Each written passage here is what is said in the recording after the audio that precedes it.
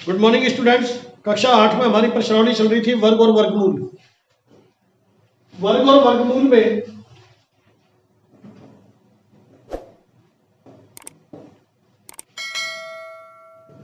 वर्ग एवं वर्गमूल ये प्रश्नावली हमारी चल रही थी, स्क्वायर एंड स्क्वायर रूट्स।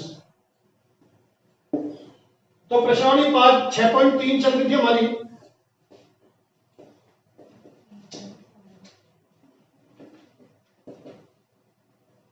और इसका प्रश्न है चौथा। यहां तक हम लोग पहुंचे थे, चौथा सवाल करना था। अभाज्य गुणनखंड विधि द्वारा, अभाज्य गुणनखंड विधि से वर्गमूल ज्ञात करना है,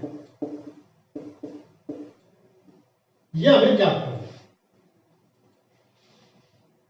10 सवाल है, मैं 5 करा देता हूं, बाकी आप लोग स्वयं करेंगे। पहला सवाल 729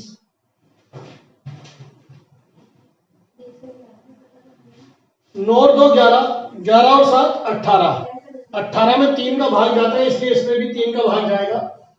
2 का भाग इसलिए नहीं जाएगा कि यह विषम संख्या है। 3 3 दूनी 6, 1 3 चौक 12 और 3 तिया 9, 3 अट्ठे 24 और 3 एकम 3, 3 दूनी 6, 3 सत्ते 21, 3 नाम 27, 3 तिया 9 और 3 एकम 3। तो 729 का मान आ गया 729 बराबर अंडर रूट 729, यानी कि वर्गमूल 729 बराबर आया 3 3 कितना है 3 गुणा 3 गुणा 3 गुणा 3 गुणा 3 गुणा 3 1 2 3 4 5 6 3 इंटू 3 इंटू 3 इंटू 3 इंटू 3, ये हो गया 729 के अभाज्य गुणनखंड इंटू 3 6 1 2 3 4 5 6। दो दो के जोड़े बढ़ाकर वर्गमूल में से एक एक संख्या को बाहर लिया जाता है। तो 3 गुणा 3 गुणा 3, 3 तिया 9 9 तिया 27, यही हमारा उत्तर है। प्रश्न संख्या 3,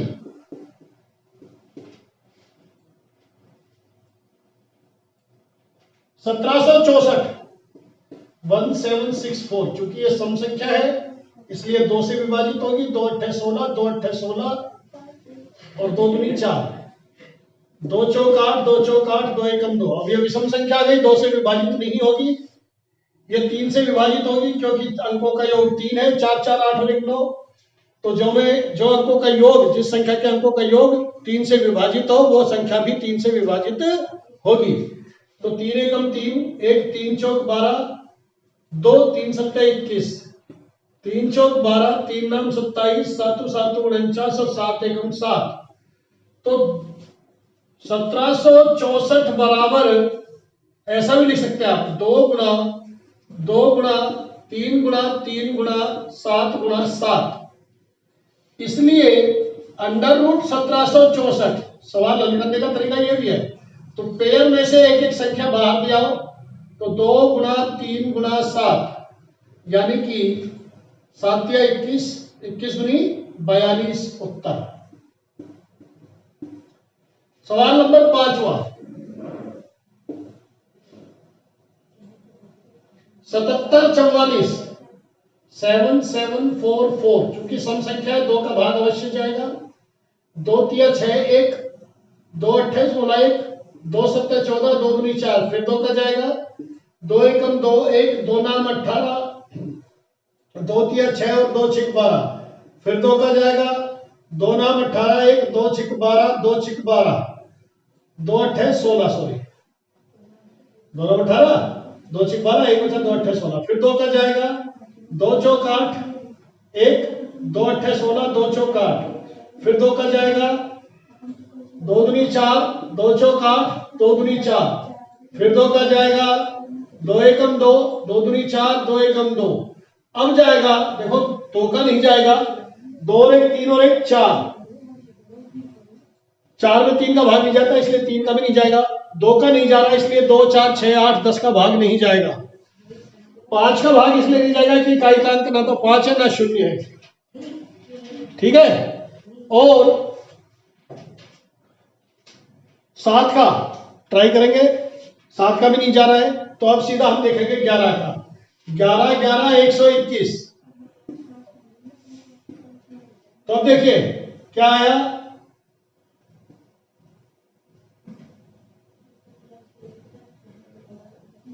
77, 44 बराबर 2, 2। आप अंडर रूट ले लो यानी कि सीधा वर्गमूल ले लो, तो वर्गमूल 77, 44 बराबर एक एक जोड़े में से एक एक को बाहर यहीं से निकालना। 1, 2, 3, 2 बार तो 3, 2 गुणा 2 गुणा 3, 2 आएगा 3 बार। 2 गुणा 2 गुणा 2, 1, 2, 3 बार आ गया इंटू 11। तो 2 दूनी 4 दूनी 8, 11, 8, 88। ये उत्तर आ गया।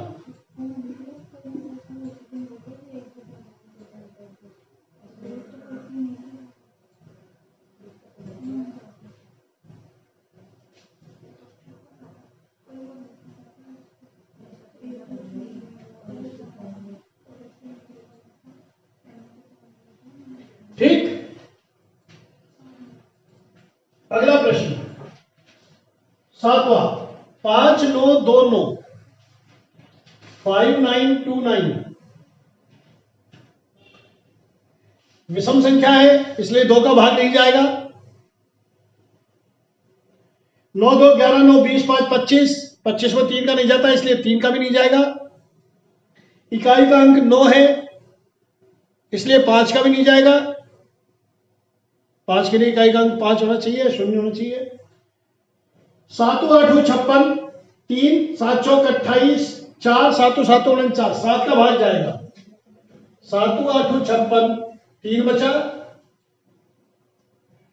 7, 4, 28, 4 बचा, 7, 7, 49। फिर 7 का देखिए, 7 एकम 7, 1, 7 दूनी 14, 7 एकम 7। अब जाएगा 11 का, 11, 11, 121 और 11 एकम 11। तो अंडर रूट 5, 9, 2, 9 बराबर जोड़े में से एक एक निकालने, 7 गुणा 11, 77 उत्तर।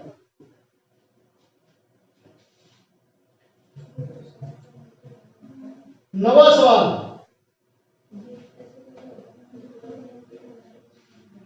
शेष प्रश्न आप HW में करें। आसान है सभी प्रश्न, इनको HW में करें। प्रश्न संख्या 5,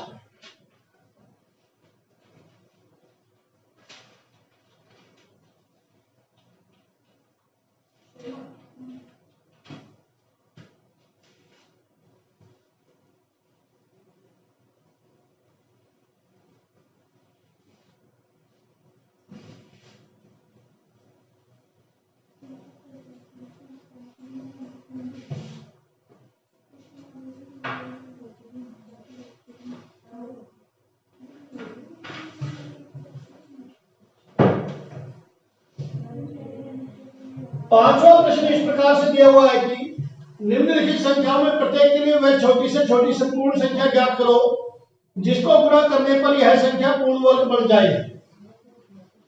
आपको एक ऐसी संख्या ज्ञात करनी है जिससे गुणा करें तो यह संख्या पूर्ण वर्ग बन जाए। यह पूर्ण वर्ग संख्या नहीं है, तो कौन सी संख्या से इसको गुणा करूं कि यह पूर्ण वर्ग बन जाए? तो इसके लिए हम इसका अभाज्य गुणनखंड करेंगे। 252 के अभाज्य गुणनखंड 2 एकम 2, 2 दूनी 4 और 2 छिक 12, 2 छिक 12, 2 तिया 6, 3 दूनी 6, 3 एकम 3, 3 सत्ता 21, 7 एकम 7। तो आप लिखेंगे, इसमें लाइन लिखनी पड़ेगी 252 के अभाज्य गुणनखंड में 7 युग्म में नहीं है, जोड़ा नहीं है 7 का, युग्म 7 का युग्म नहीं है। अतः यदि 252 को 7 से गुणा किया जाए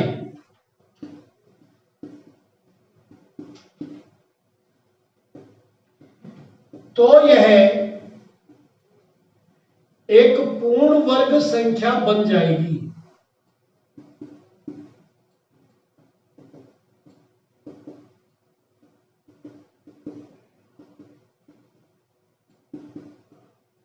अतः 252 गुणा 7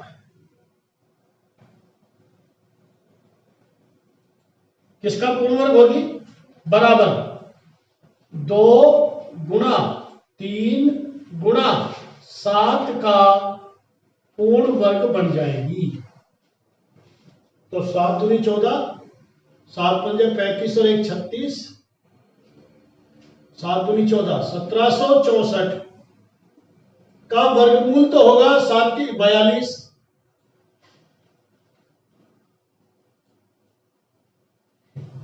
और वर्गमूल भी पूछा इसने, तो वर्गमूल 1764 बराबर 2 गुणा 3 गुणा 7 यानी कि 42।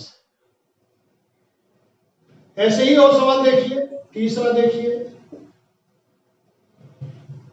1008। आपको क्या करना है? अभाज्य गुणनखंड करना है। कीजिए। 2 पंजे 10, 0, 2 चौक 8, 2 दूनी 4, 2 पंजे 10, 2 दूनी 4, 2 एकम 2, 2 दूनी 4, 2 छिक 12, 2 छिक 12, 2 तिया 6, 2 तिया 6, सॉरी 3, 3 दूनी 6 और 3 एकम 3, 3 सत्ता 21, 7 एकम 7। अब देखिए किसका जोड़ा बना? 2 का जोड़ा है, इस 2 का जोड़ा भी है, इसका भी है, लेकिन 7 का नहीं है। तो आप लिखेंगे 1008 के अभाज्य गुणनखंड में 7 युग्म में नहीं है। अतः यदि इसे 7 से गुणा कर दे तो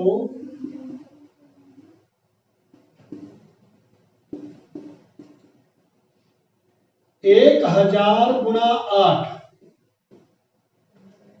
सॉरी 1008 गुणा 7 यानी कि 7056 एक पूर्ण वर्ग संख्या बन जाएगी।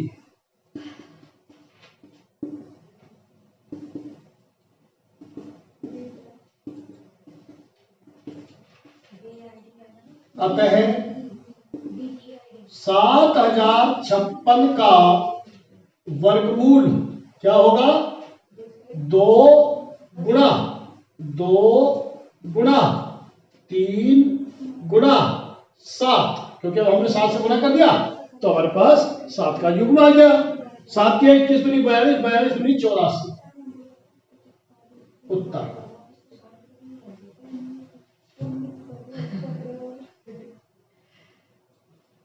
ऐसे ही 1458 शेष प्रश्न आप खुद करेंगे। ये एक सवाल और करा रहा हूं।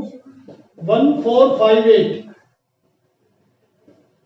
2 सत्ते 14, 2 दूनी 4, 2 नाम 18, 3 दूनी 6, 2 का भाग नहीं जाएगा, 3 चौक 12, 3 तिया 9, 3 अट्ठे 24, 3 एकम 3, 27 तिया 81, 9।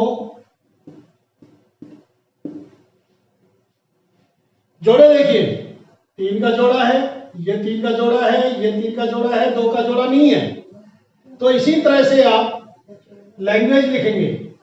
1458 के अभाज्य गुणनखंड में 2 का जोड़ा या युग्म नहीं है। अतः इसे यदि 2 से गुणा कर दे तो यह एक पूर्ण वर्ग संख्या,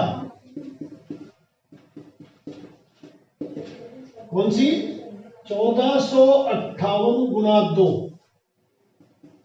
2 अट्ठे 16, 2 पंजे 10 और 1 11, 2 चौका 8 और 1 9, 2916 बन जाएगी। और इसका वर्गमूल क्या होगा, वर्गमूल 2916 2 गुना 3 बार 3, 3 3 3, तो 3 3 होती है 27 गुनी 54, यह वर्गमूल होगा। इस प्रश्न को यहां तक आप करके लाएंगे, बाकी प्रश्न कल कराएंगे। Thank you very much.